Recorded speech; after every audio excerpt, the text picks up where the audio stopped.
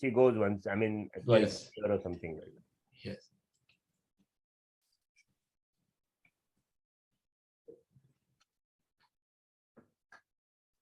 Sanjeev, it's 8 o'clock, I think. Are you going to start? Yes, I think we will start. So Yes, sir. good evening, ladies and gentlemen, and it's my privilege to welcome you all to the next iteration of Dr. Rita Sood Memorial Oration and Conferment of Lifetime Achievement Award. We're fortunate to have Professor Vinay Kumar.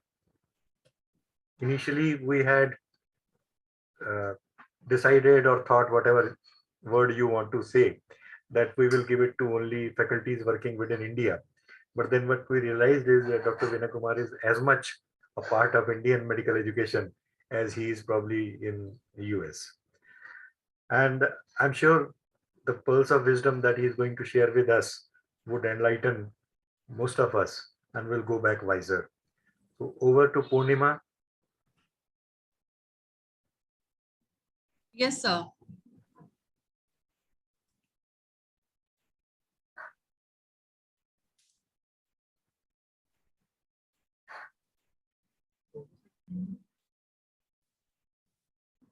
Just trying to share my screen. Just a moment. But you can stop sharing. Purnima will share her screen. I should stop sharing? Okay. Yes.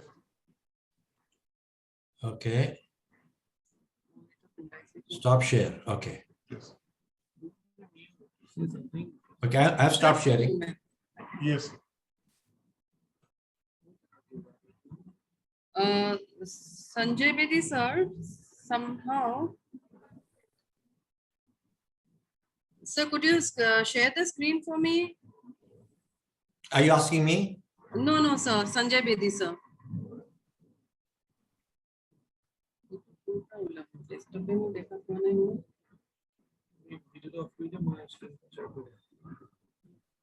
Just give me one moment. Okay, okay. Take your time.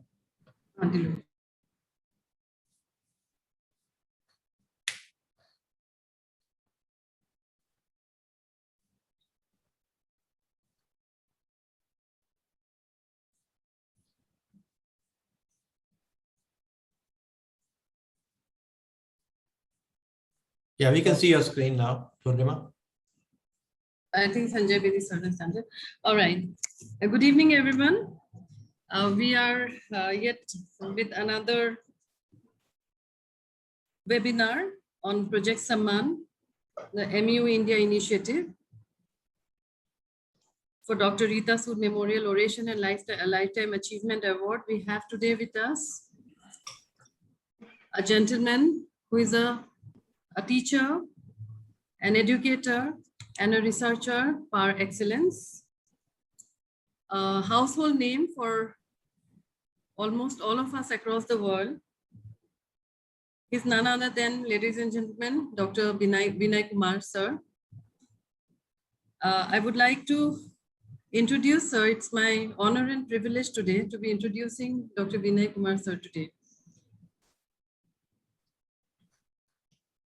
Sanjay Bedi, sir, could you please? Yes, thank you so much. Vinay Kumar, sir, is a Lovell T. Kugishal Distinguished Service Professor of Pathology at the University of Chicago. Sir completed his MBBS from Amritsar and MD Pathology from AIMS in 1972. He was recruited thereafter directly as an assistant professor to Boston University by Dr. Stanley Robbins in 1972. Sir moved to the University of Texas in 1982 and was promoted to the as a full-time professor with his tenure till 1983. He was appointed as Charles Ashworth Professor in 1984 and Vernice Tembridge Distinguished Professor Pathology in 1994. From 1997 to 2000, he has served as the Associate Dean for Medical Education. In the March of 2000, Sir moved to the University of Chicago as chairman of the Department of Pathology, a position he held until the year 2016 till December. In 1974, ladies and gentlemen, we have the gentleman himself here today. His research, which led to the identification of the natural killer cells, a novel subset of the lymphocytes that act as the first line of defense against virus infections and tumors. Dr. Vinay's research has led to the development of novel protocols for the treatment of cancers, particularly leukemias. Owing to his keen interest in medical education, he has also served as a director of pathology education and associate dean for medical education at the University of Texas. In 1995, Sir had developed a competency-based flipped classroom model of undergraduate curriculum with electronic interactive cases. Bedi sir, could you please help me with the slides?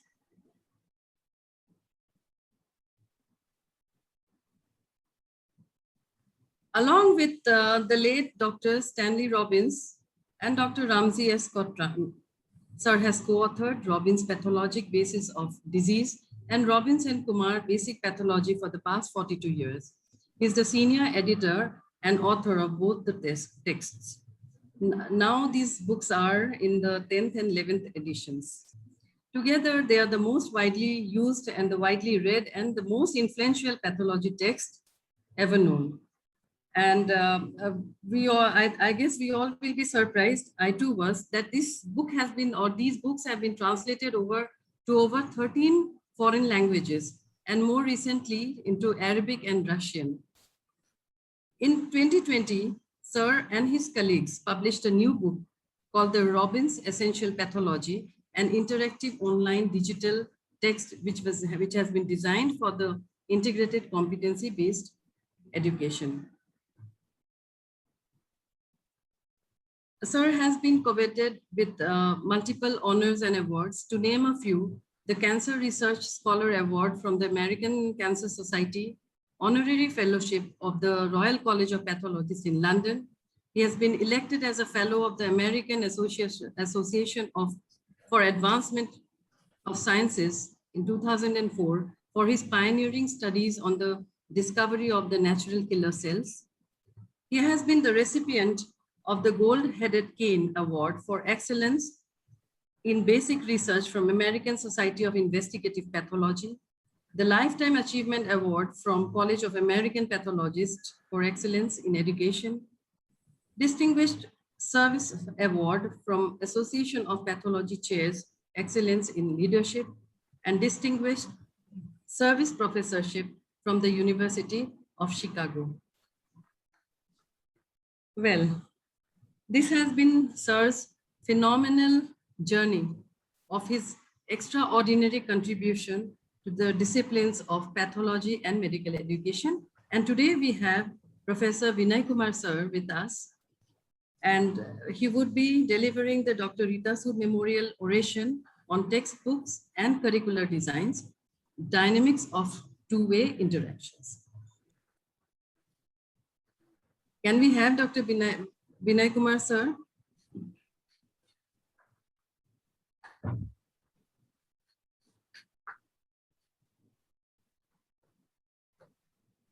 Yes, sir, you can share screen now.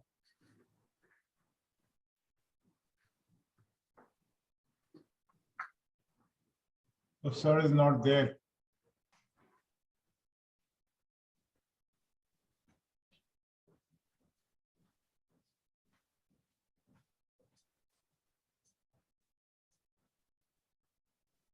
Okay. All right, Dr. Bedi. Yes, sir, you can share screen now. Okay.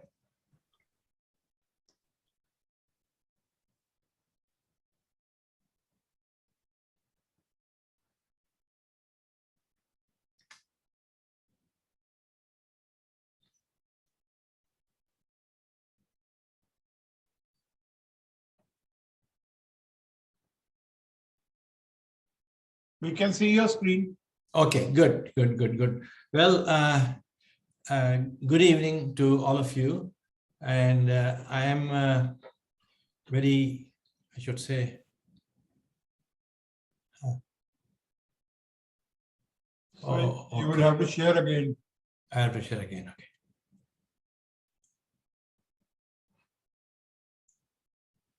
I have to get rid of the more Slideshow. hide floating controls.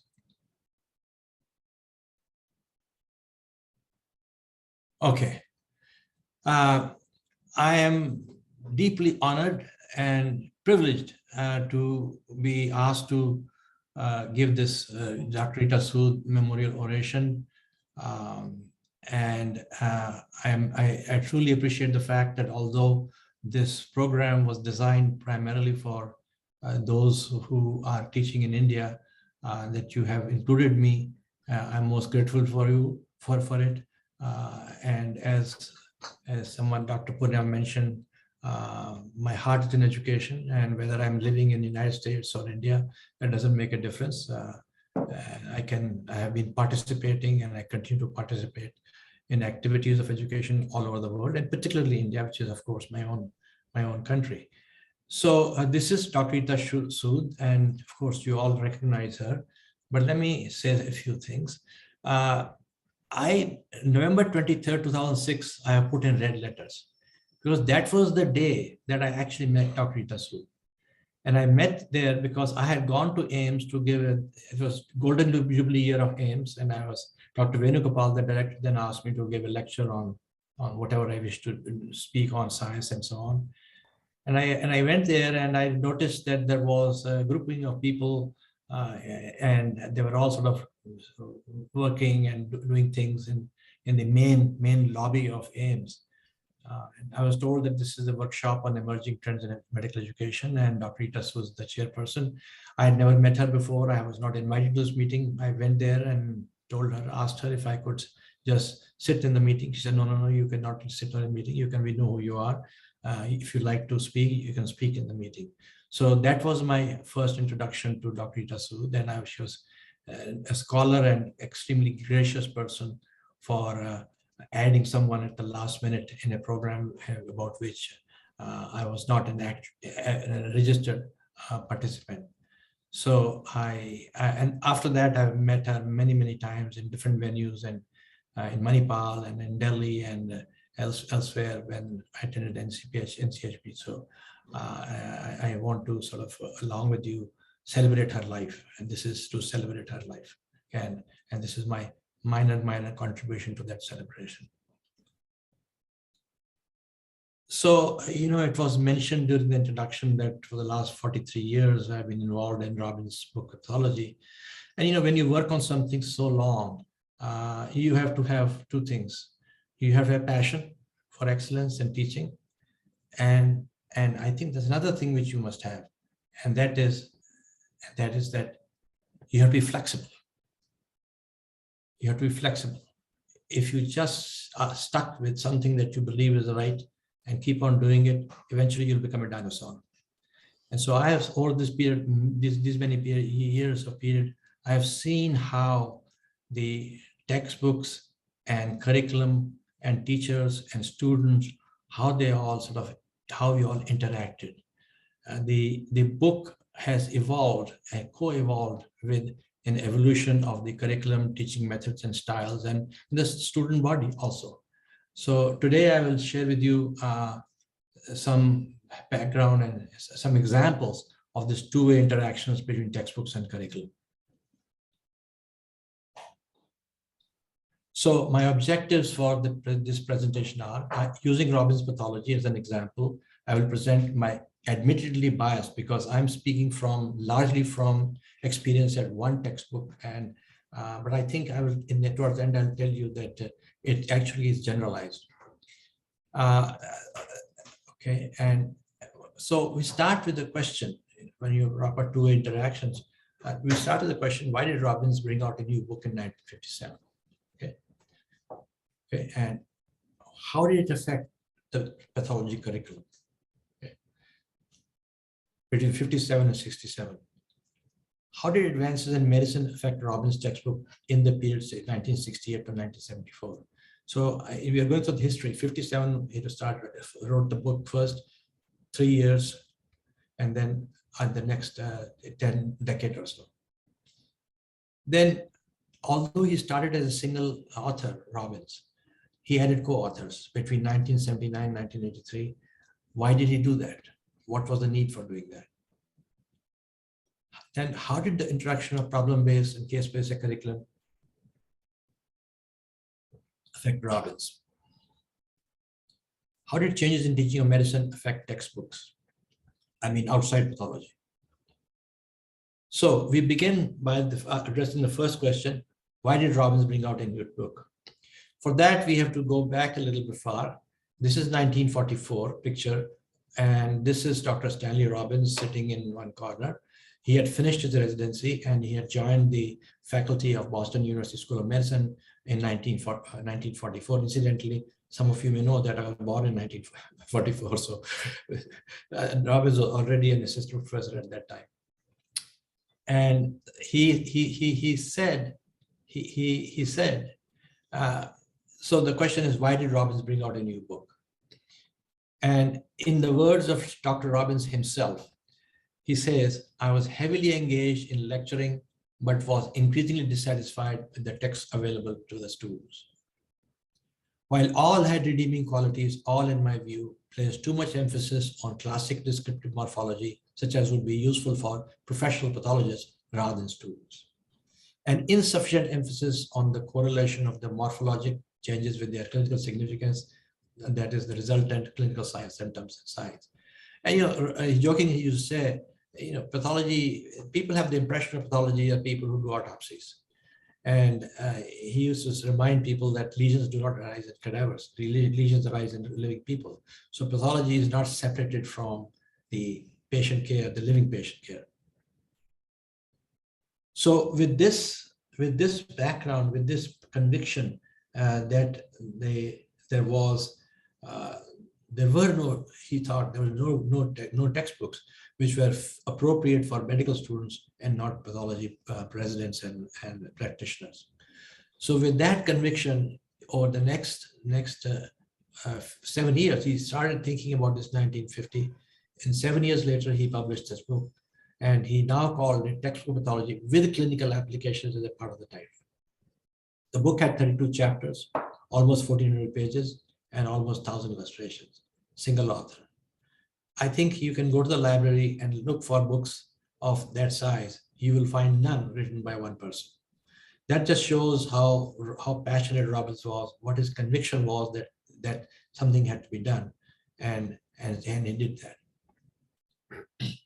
And in the preface of his first edition, he said, pathology contributes much to clinical medicine. And I won't read the whole thing.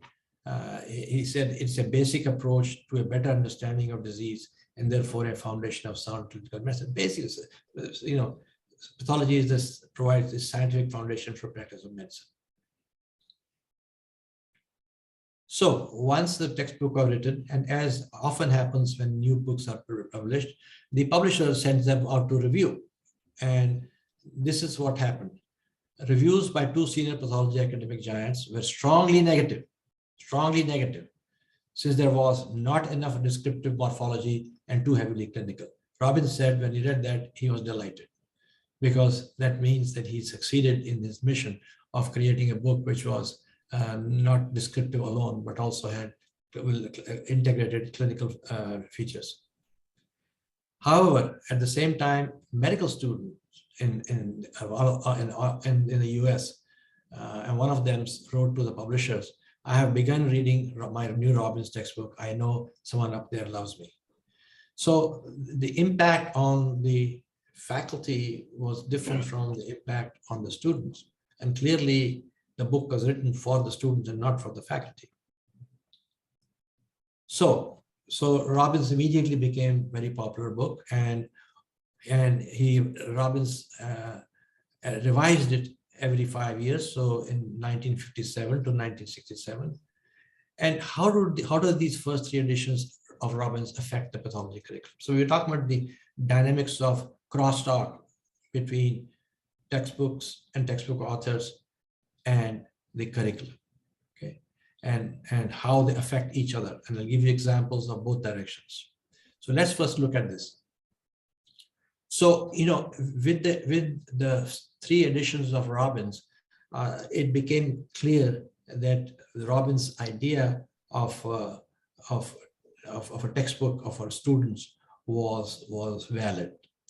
And so in the US, the pathology course focus shifted from detailed morphology to pathophysiology, clinical pathological correlations, and became an integral part of pathology teaching. So Robbins basically became the syllabus of pathology courses worldwide, and this is not I am making up. I've visited many countries, as you heard earlier. Robbins has been translated into 13 different languages, and most interestingly, into Arabic by Mariam Shadan, who was who did an RMD at Aligarh University, Jawaharlal Nehru Medical College in Aligarh. And also, some unbeknownst to us, we found there's a Russian translation as well. So clearly, the book had worldwide acceptance. And in the US, at least, the students were told that when they started their pathology course, they were told that, read Robbins from cover to cover. That is your syllabus. And, looking back at it, it's a profound thing that a new textbook written by somebody who did not have a huge track record writes the book and has correctly diagnosed the issue and written a book which then became basically the course syllabus worldwide. So after 3 editions, Robbins was now by the dominant text, but Robbins was not satisfied, and he took another daring step. Now, if a textbook is popular and widely used, the authors rarely want to make any changes in it because things are going well. Why create a new variable? But that was not Robbins. Robbins was not satisfied, and he took another daring step. And what did he do? Before we go to that, we have to see what was happening in the world of science around 1967, 1970. Okay. And so I think I'd like to sort of share with you this. How did advances in medicine affect Robbins' textbook between the period 1968, 1974? And one way to find out, what sort of advances were occurring in medicine were to just look at who got the Nobel Prizes in that period of time.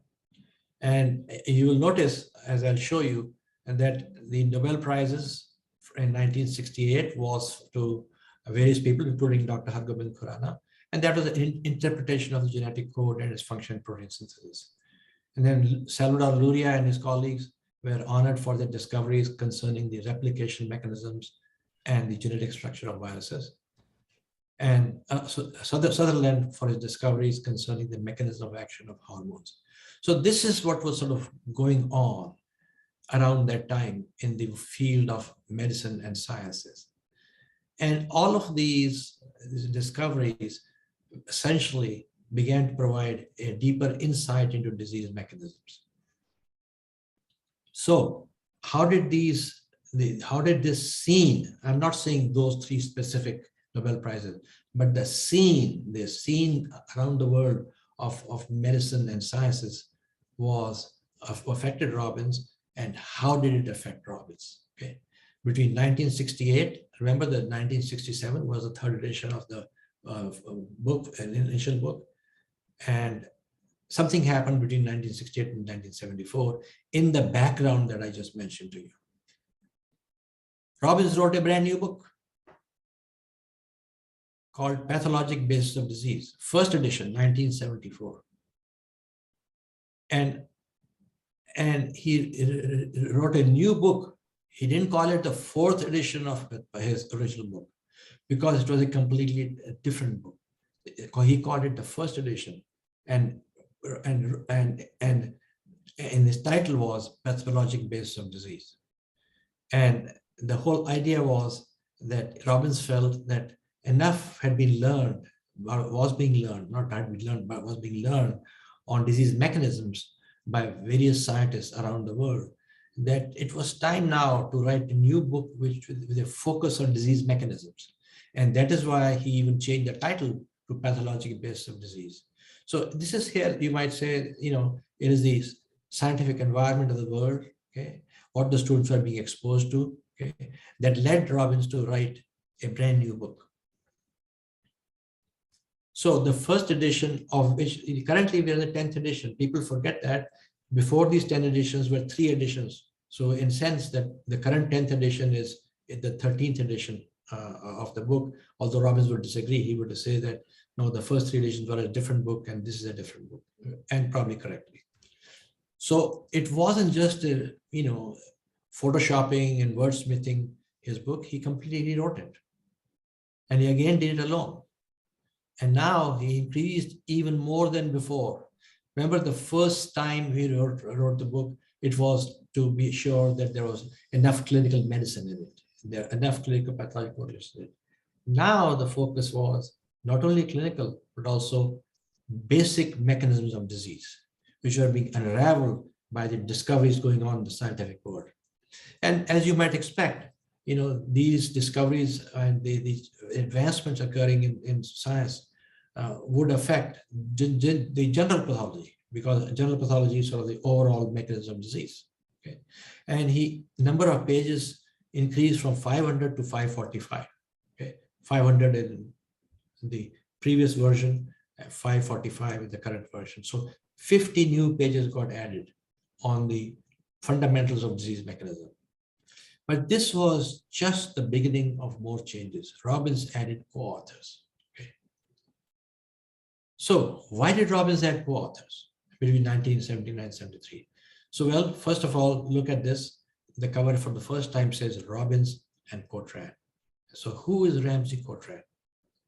So Ramsey Cotran became a co-author with Robbins in the second edition of the Pathological Basis of Disease, published in 1979. Robbins added Ramsey Cotran. Now, why did Robbins add Ramsey Cotran? What was the importance in his mind of taking someone as a co-author, despite the fact that he himself was, of course, working as writing full-time, almost full-time, the textbook. So Robbins took Ramsey Cotran as a co-author because he felt that Robbins himself was no longer doing the research, and he was getting far and far removed from discoveries in science and medicine. More importantly, he felt that for a book to say, this is the mechanism of disease, it should have someone on the cover who writes the book, who is studying disease mechanisms, who is actually studying disease mechanisms. Okay, only then there will be authenticity to the book. And so he picked Ramsey Cotran. And Ramsey Cotran was a model physician scientist. He was a pioneer investigator. He was the first one to show that pyelonephritis was an ascending disease. He was the first one to show that glomerular permeability depended on the charge in the base membrane. With Guido, he was the first one to show the vascular changes in acute inflammation, the postcapillary venules where all the changes occur. He was the first one, along with Judah Folkman, to demonstrate that tumors could not grow without angiogenesis. And that led him to start investigating the properties of the endothelium, and he discovered some of the original adhesion molecules were discovered by him. And yet he was also a diagnostic pathologist. He was an outstanding pathologist. So now, we have now a person here who's an investigator and also a diagnostic pathologist. And that was the perfect combination for the second edition of Pathological Basis of Disease, written by Ramsey Cotran and Robbins in 1979. Remember, the first edition was in 1974. So what were the changes? Well, Cotran, because he was himself studying disease mechanisms, was very familiar with the biochemical basis of disease mechanism, which were being discovered, left and right in that period of time. So for example, in the cell injury portion of the chapter, he added 3 pages on free radical injury. And think about it, it was 1979, very foresight. Now we know almost everything that happens in the body involves in one form or another free radicals. Acute inflammation, 5 pages on chemical mediators. Of course, now we know that most anti-inflammatory drugs are based on neutralization of the chemical mediators. And so he brought a new vision to the book. And Robbins then became a blend of morphology with biochemical mechanisms of disease.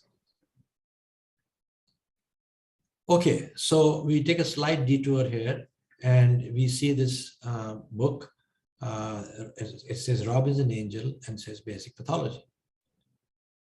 Robbins writes another book. Robbins writes another book called Basic Pathology. And why did he write basic pathology? Now, this is, so far I've told you about the impact Robbins' books had on the curriculum. Now I'm going to tell you how the curriculum impacted the other way of the crosstalk affected Robbins. And Robbins writes, the book arose from an appreciation of the modern medical student's dilemma. As the curriculum has become restructured to place greater emphasis on clinical experience, time for reading is correspondingly curtailed. So in the US, the pathology courses shrunk from 1.5 years to a year and then to 8 months, 9 months. Why? To accommodate exposure to clinical medicine earlier during the training of students. So Robbins realized that these curricular changes put a burden on the student who was still struggling to read all of Robbins. So he decided that he was going to write a new book in response to this change in the curriculum, and in which rare and esoteric lesions were removed. And he felt, however, to consider rather fully the major disease entities. So, in today's language, we say, good to know, need to know. So he kept the need to know in the book, and good to know was discussed only in a very brief form. So this was an example of the impact of curriculum on Robbins' textbook. We go to 1972. This is a photograph of the residents and faculty at Boston City Hospital. The pathology department was called Mallory Institute of Pathology. And you see here Dr. Robbins here and Dr. Ramsey Cotran here and others, of course, you would not know. In 1972 was the year that I actually left Ames and went to Boston, to the Boston University School of Medicine. And I had gone there to primarily do research. And I was rather exceedingly fortunate that within 2 years of reaching there, in May of 1974, I published a paper that was the first one to describe the discovery of natural killer cells. So, I was doing this lab work, actively doing it, and being fairly successful at it. I had got NIH funding. I built a lab with PhD students, MD PhD students, technicians, undergraduates, and so on and so forth. Okay. So then again, I raised the question, how did advances in medicine affect the book, and why did Robin need co-authors?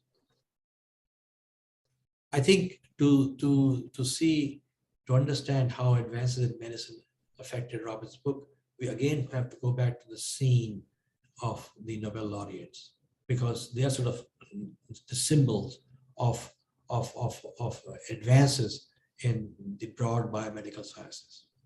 So 1970 to 1980 was, I would say, the golden era of immunology. Why so?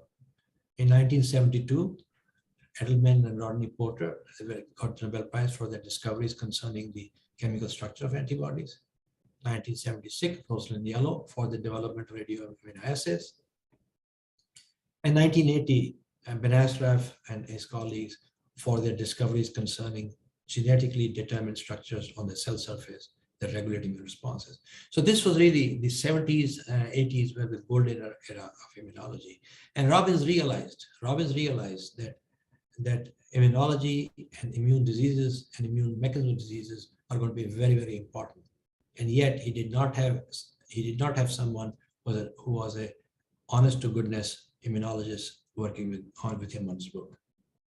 And so, in one day in 1979, he called me to his office and threw this thunderbolt at me and asked me if I would become a co-author with him, with Robbins. Now, Robbins has never told me this thing, but I am absolutely certain the fact that immunology was making big advances, the fact that I was deeply involved in immunology research must have been part of his thinking in terms of asking me to join him as a co-author. Of course, he also knew my interest in teaching. So there you see, now another author has been added, and that's yours truly. In 1981 to basic pathology, and 1983 to pathologic based diseases, third edition of both the books. Now, what impact did this have on the curriculum of pathology? What happened was, at least in the US, of course, the first thing I want to tell you is this, that my addition to these books expanded the coverage of basic immunology and diseases of immune systems. And this impacted the curriculum. In the US, at least, teaching of immunology became blended with teaching of pathology at that time. Now, of course, it is not a full freestanding separate course. But pathologists, and I spoke to many of them, they said, oh, thank you very much for adding immunology to it. It's a difficult topic, but it's very important. And we are glad that you have it in your book because it helps us understand many, many diseases, many autoimmune diseases and other diseases in which the immune response and immunology is concerned. So changes in curriculum led to the publication of basic pathology. Changes in basic pathology and pathological disease by addition of immunology affected the curriculum of pathology. So basic pathology, of course, underwent evolution, and 5th, 6th, 7th, 8th, 10th edition. I became a senior author in the 5th edition. And now we are almost complete with the 11th edition. Once again, how we have revised this 11th edition is impacted by what's happening in the teaching field and the science field. So 11th edition was renamed Robbins and Kumar Basic Pathology, and thank you very much, my colleagues and publishers. And it's in press now, it'll come out in November. So I think that a couple of things I want to mention to you is this, that we realized that there was no organized teaching of lab medicine, and lab tests becoming very important part, always were and becoming even more important part of disease diagnosis. Okay, of course, the lab test abnormalities result from the changes that occur in the patient. So it was extending, from morphology to clinical correlations to diagnostic tests. And so then in the new book, for the first time, after each chapter, there's a table that has a listing, not just listing, a discussion of the lab tests relevant to that particular organ system. The other important thing that I hope we will see is that race and ethnicity as determinants of disease. When we read books, we always sort of say, okay, lupus is, at least in the US, 5 times more common in African Americans than white Americans. Death from prostate cancer is 3 times more common in African Americans compared to white Americans. And, for a long time, it was assumed that this is only because of genetic differences. It is no longer true. It is the result of the environment. It is the result of access to healthcare. It's the result of level of education so that people take care of themselves. So race, nowadays it is a vigorous debate going on in the US as to what is the basis of increased frequency and determination of disease in varied populations. And we always had this in a small form, but in this, it is in a very prominent form. And you'll see new figures. Let me now go on to the next phase of curricular changes that was occurring in the US. in the United States between 1990 and 2000, problem-based curriculum started. Case-based curriculum was introduced. And the curriculum became integrated. So that's what the basis of PBL is. In teaching, competency-based teaching began to be introduced as a concept. Active learning began to be introduced as a concept. So these changes, these curricular changes led to introduction of case-based teaching in Robbins. Again, the impact of curricular change on the textbook. So before doing anything, I decided that I have to learn how to make cases and to learn how to teach these cases before making any changes in the textbook. So my colleagues and I created learning objectives for cases, reading assignments, including topics not covered in lectures, active learning. Clinical cases, interactive computer-based cases. So for the first time, we use electronic methods to provide teach clinical cases. And the cases have provocative self-questions and there are discussion and so on and so forth. So how did the students respond to this new curriculum? Obviously, textbook authors have to understand that what they do is for the students. And they have to understand what the students like, what the students not like, what the students feel they need. Sometimes we don't realize their needs and we impose our ideas of needs on them. Okay?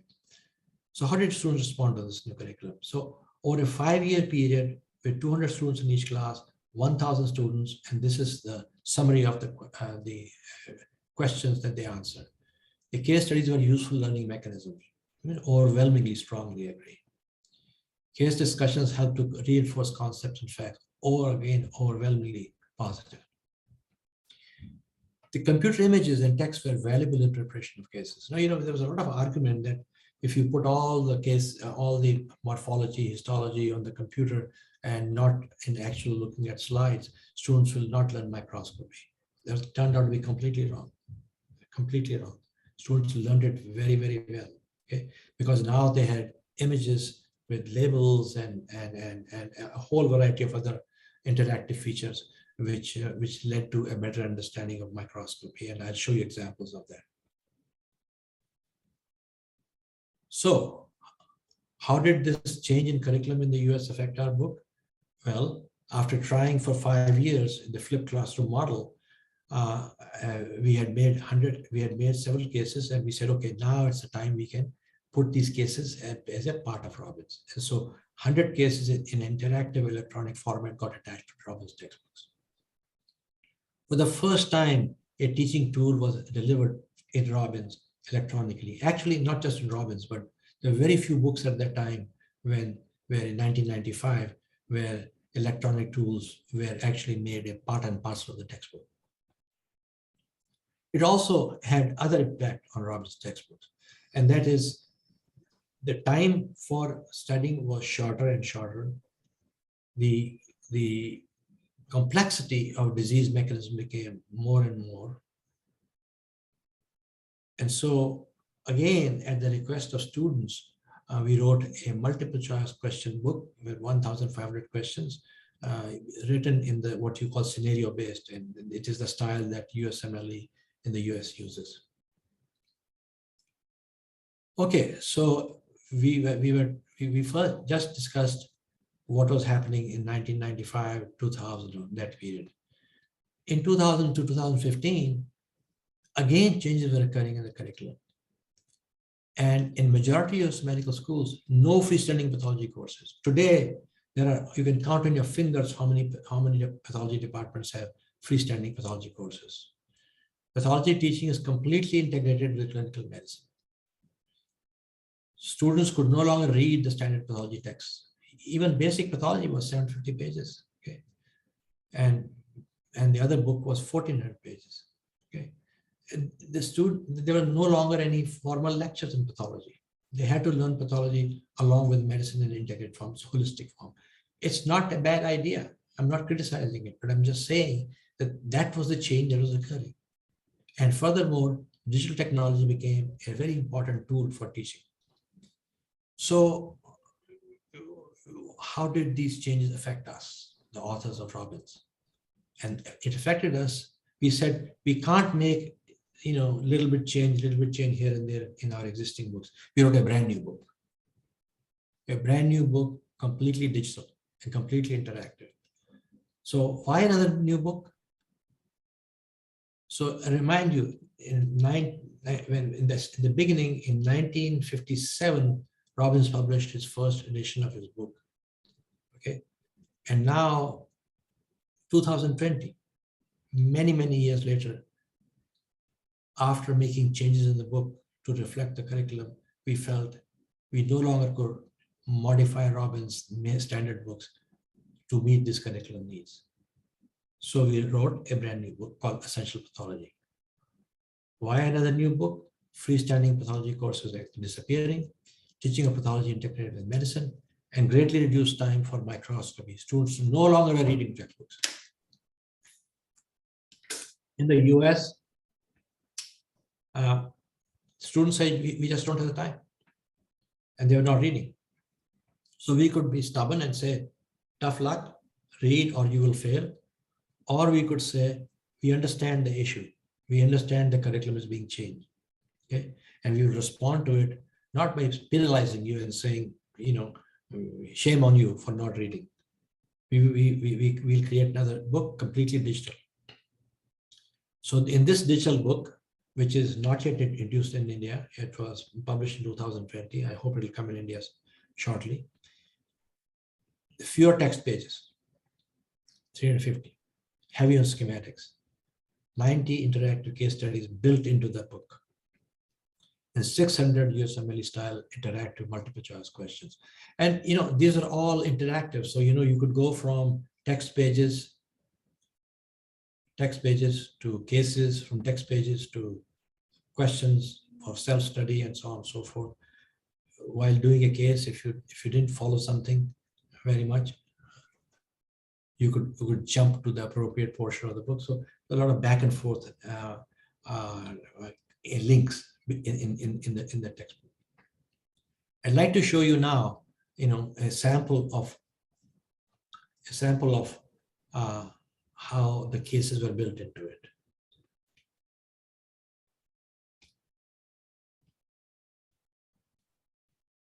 Okay, so this is chapter 11. There are cases for disease of kidney. So you will have to press the tab. I mean, it's the same PPT visible. Oh, you're seeing PPT? Okay. How about now? No, same. Or press share screen. Okay, share screen. Okay. Let me see. So Sanjay, to share screen. New share. No, I understand. My question is this. How do I reach there? How do I reach there? Press escape. Press escape, okay. Okay, I see what you're saying. And I should go to more? No need. You just press share screen and new share, or tab, control tab. Or you can just press stop sharing once and then come back again. Okay. All right. Yes, we can see you, and now share that again.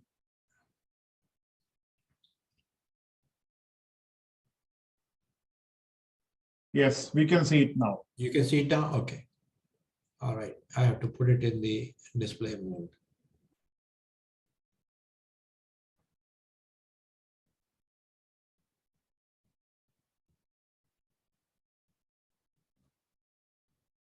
Okay. I still am not able to. Sanjay, I'm not able to put it in the display mode. Sir, I mean, we can see the screen very well. You can see the screen. Okay. Yes. I mean, there's inflammation case 2.1, bellyache, inflammation Yes. case 2.2. Okay. All right. Let me just go to This one. Okay. Yeah, I think it's all right now. Yes, yes. Okay, and let me close the floating controls. Okay, all right. This should be visible now, right? Yes, sir. Sanjay, Yes, okay. sir. Is it in the display mode or not the display mode? Oh, it seems so. I mean, leaky basement, and there is Okay. All right. So let's go with this. Although I'm surprised why I can't see my control. Okay, it's all right. So here is a kidney case, 11, chapter 11, case 2, called leaky basement. And I think it'd be hard for you to read the text. Is that right, Sanjay? we can read, sir. No problem. Okay. All right. So every case starts at the beginning has the normal reference values for various lab tests. Okay. And then there's a history. There's a history, and history is followed by lab tests. And then there's a question. Based on the physical examination and the urinalysis results, does this patient have nephrotic syndrome or nephritic syndrome? Student can try to answer this themselves. If not, they can click on show answer, and the answer is visible. Okay. All right, hide answer. Okay. Now we go further. And now you say, okay, renal biopsy was performed, and it showed silver stain. It showed diffuse thickening of the basement membrane. Capillary lumen were open, no inflammation, mesangial area. So let's just look at these thumbnails now. Okay. So now you can see the glomerulus, Sanjay? Yes, sir. Okay. And now you can click on this and say, where are the capillary loops? You see capillary loops? Yes, sir. Where are the mesangial area? They are the mesangial area. Where is the diffuse thickening? There's the diffuse thickening of the basement membrane. Interactive, self-study. Okay. Let me just take you to something which is very complex and students have a lot of problem with. As you know, for the workup of any kidney case, electron microscopy is an integral part of it. So this is an EM from that patient. Okay, you see this like this, and the student says, my God, I have no idea what this is. Okay. So we said, don't worry, help is available. These are the capillary lumens. This is the urinary space. These are dense deposits. These are spikes on the base membrane between dense deposits. And this is the base membrane. And this is a podocyte. Okay. And since the student is doing this in his or her own time, they can do it 10 times if they want to, if they don't get it the first time. There's also immunofluorescence, capillary lumens, and basement membrane. High power of silver stain, capillary lumen, epithelial cells, and so on and so forth. Okay, so I think I need not show. There are other cases I could show you, but I think this one illustrates everything I wanted to say. There's a clinical history. There are lab tests. There's a biopsy or autopsy, depending on the case. Okay, and there are provocative questions built into the. So the question after examining all of this, the question is based on the results of light microscopy, immunofluorescence, electron microscopy, or renal biopsy specimen, what is the patient's diagnosis? And there's a very, very detailed answer provided. And we can go further. How does this disease differ from other major causes of nephrotic syndrome in adults? Okay, once again, there are images here. One can see those images. The point is that we have integrated in an electronic way to simulate the practice of medicine, or at least pathology. Okay, we go back now to the PowerPoint. Sanjay, are we in the PowerPoint? No, we can't see it so far, sir. You can't see it, okay. Yes. Yeah, it's I have to- visible. Visible, Dr. Sanjay. We can see. No. Is the PowerPoint visible? No, It it's should not be. visible. It's not visible to me. Is the Visible. screen? The screen is visible. The screen is visible. Screen is visible. What do you see on the screen? We can see the the original membranoproliferative glomerulonephritis. Oh, I see. Okay. No, I understand. I get it.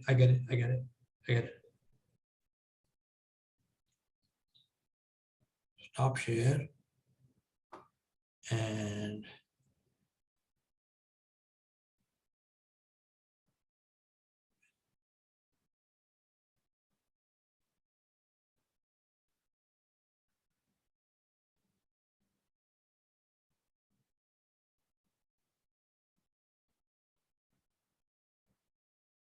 Yes, sir. Okay. Now it is visible.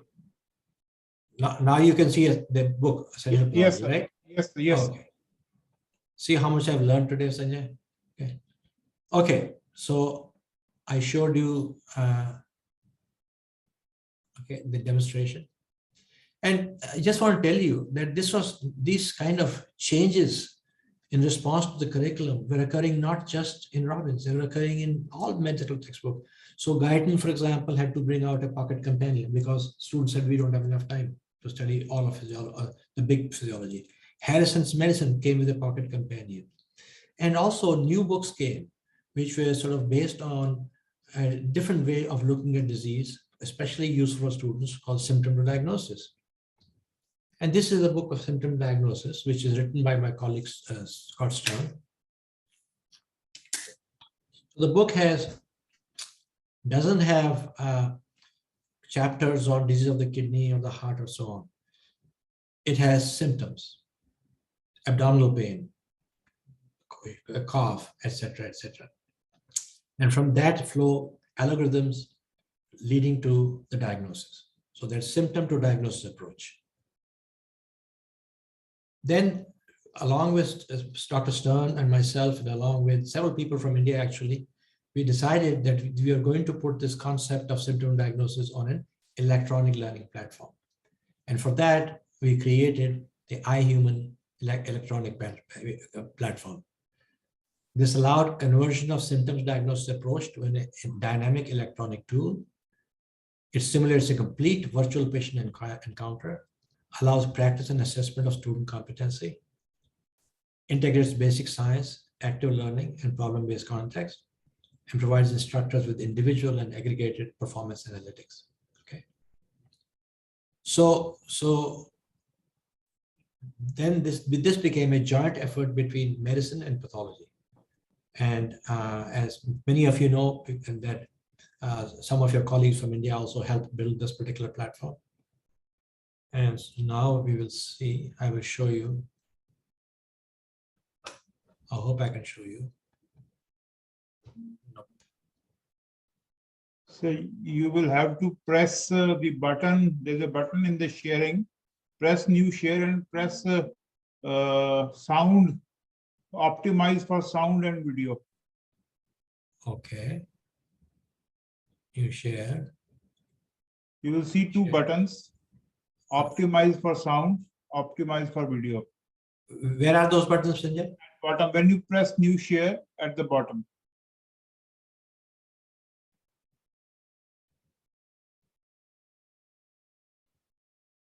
Press new share and you will see. I pressed new share. Yes.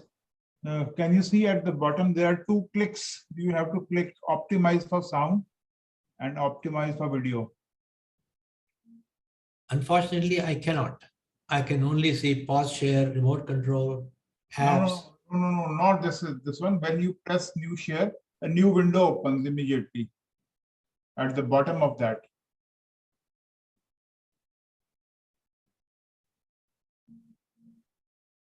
Or it No, might I be, don't. it might be I behind don't this see. screen. It might be behind this screen. Because, or you can just start, share again. Stop share and Okay. share again. Okay.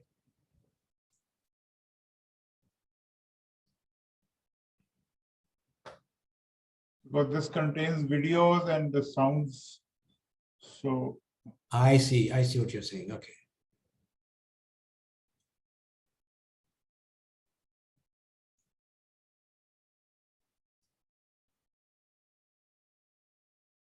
Okay. I'm sorry. I can't get that. Let's just try with what we have.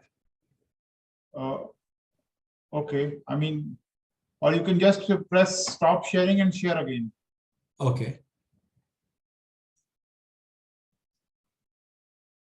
Stop share. Okay. Then share again. Share screen. Okay. At the bottom, can you see?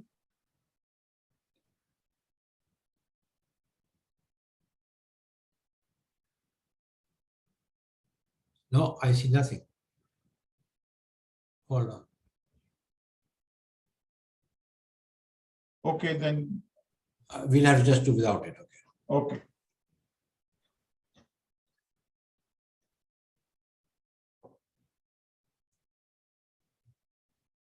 I'm unable to move my PowerPoint.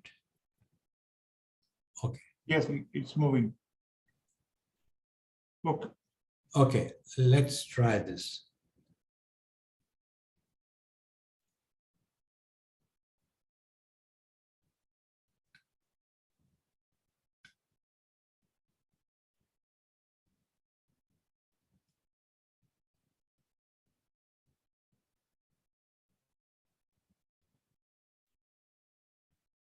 This screencast provides an overview of some of the major features of the iHuman Case Player. The iHuman Case Player simulates a complete patient encounter, from taking a history, assessing vital signs, performing physical examinations, ordering and reviewing tests, and developing a treatment plan. Information acquired through the patient history and physical exam form the basis of initial diagnostic reasoning. Conclusions will be faulty unless you start with accurate data. So the prerequisite for obtaining valid data is well-developed interviewing and physical examination skills. Your patient interview begins with your first impression, even before you ask the first question. How does your patient look, move, and sound? Juan is a thin young man with an intermittent dry cough. Ask, why are you seeking medical help today? If he says something that strikes you as relevant to his diagnosis, add it as a problem cue. Questions in italics with a blank require that you select a qualifier from the drop-down menu. Since one said, So, I mean, this is obviously a demonstration, but basically the way the system is, you open a case, a computer human appears, this person happens to be coughing, and you can just ask questions. Why are you here today? And it responds, I have a cough. Then you say, is your cough more at night or more in the daytime? It's more at night, okay. Then you can say, is there blood in it? The patient says, no, there's no blood in it. So this is a real-time encounter with a simulated patient. And the software actually uses artificial intelligence to note down your questions and the answers. And then, in the end, there's a summary of all things. But basically in this, you can do the history, you can do physical exam, you can do diagnostic reasoning, you can order tests, you can compare diagnosis, differential diagnosis, treatment, and then summary of the case. And so let's go further.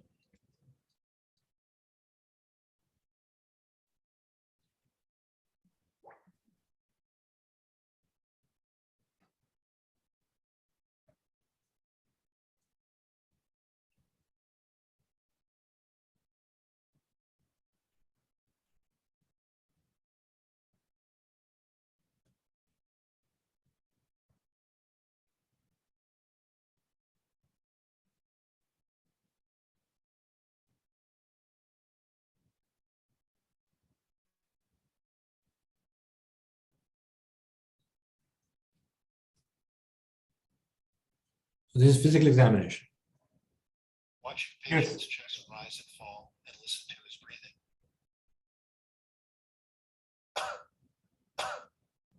Click on the question mark to get help on how to assess vital signs. Your patient's respirations are regular and unlabored at approximately 22 per minute.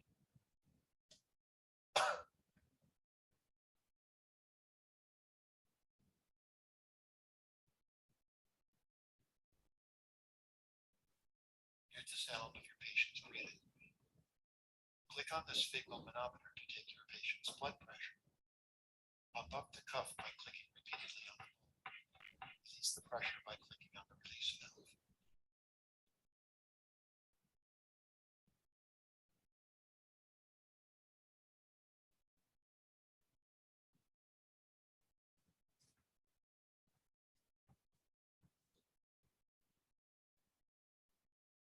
Your patient's blood pressure is approximately 98/60.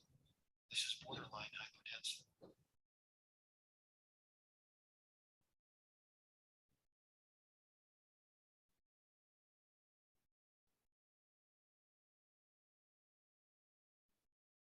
Move your cursor to your patient's left wrist to check his pulse. Note that your cursor turns into a gloved hand. Count for a bit. His pulse is regularly irregular at approximately 90 beats per minute.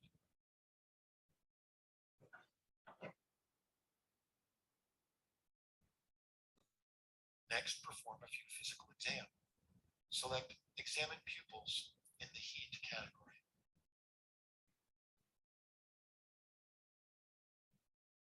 Pick up the light pen and shine it into each eye. Both eyes are reactive and consensual.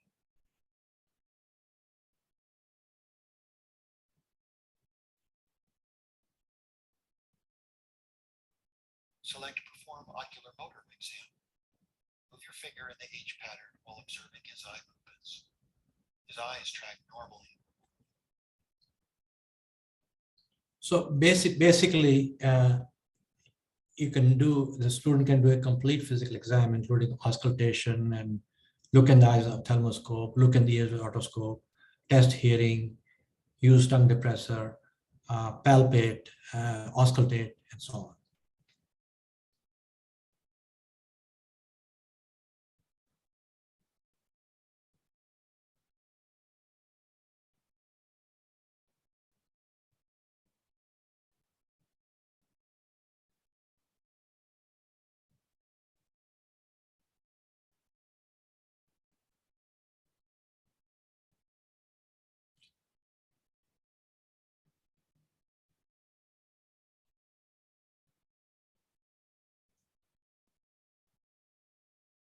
So this is a screen which I don't think you will be able to read very, very clearly. But in this screen, what it shows is this: at the end of the physical examination, for example, student wants to know, how did I do? So the software keeps track of the red dots are those things that you missed, and green dots are the things that you did correctly. And there are three categories: things that you missed, things you didn't even test, and things you got right. So it's a very detailed step-by-step feedback, and it gets converted in numerical scores later on, so that the instructor can see in a very short while see how well the student took history, and compare his or her score to that of the rest of the class, and so the scoring can be aggregate for the whole class and or individual by the individual, and they can be compared, and remedial steps can be taken then. Okay, so we come towards the end. I just want to recap the objective we started with, using Robbins pathology as an example. How textbook and curriculum co-evolve. Why did Robbins bring out a new book in 1957?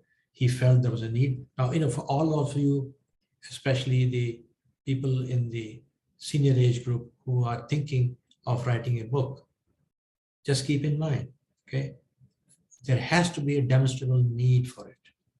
Otherwise, your effort will be wasted. One more book in the market which says the same thing as 10 other books in the market is not not useful for your time or useful for anybody else. So Robbins sort of knew there was a need and he wrote the book. And very rapidly after that, because he met a need, the book became very popular. And then in further evolution of Robbins' book, he took into account advances in medicine. And then he had to have co-authors because he himself was not an expert in investigative pathology. And then how did Robbins' book change when problem-based and curriculum-based, case-based curriculum format came in the 1995-2000 period? And finally, it led to cases being formed and eventually into a brand new digital book. And how did changes in teaching of medicine affect textbook, symptom diagnosis text, and symptom diagnosis approach, iHuman simulation platform, which is a joint effort by the pathology department and the medicine department. As I mentioned to you that I have a very long journey with Robbins, starting 1979, to 43 years. It's been a great privilege for me to participate in this, to revise these books, write a new book. And I must thank Dr. Ramsey Cotran, the late Dr. Ramsey Cotran and the late Dr. Stanley Robbins for really giving me this opportunity. So Robbins and Cotran passed away. So we have a new team of Abdul Abbas, who's also an Ames graduate, as you know. John Astor is at the Brigham Hospital in Harvard. Andrea is at Duke University. And this one you will like, Abhijit Das. Abhijit Das is actually Ames graduate. He is in Delhi now, and he's become a part of our team, initially as an illustrator, but subsequently as an editor as well. Thank you very much, and I'm happy to take any questions if you have.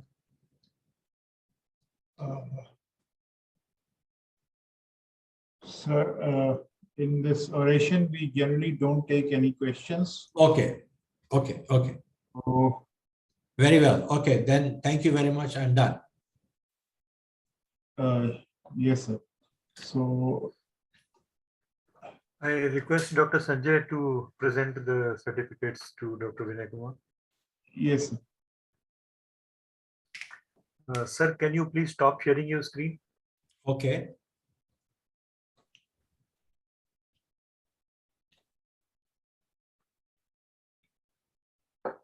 So, sir has placed the chronology of development of pathology of Robbins' book, and in parallel to pathology, from a simple basic to a technology-based realm, and which we are sure the innovation will continue as 5G and various metaverse comes.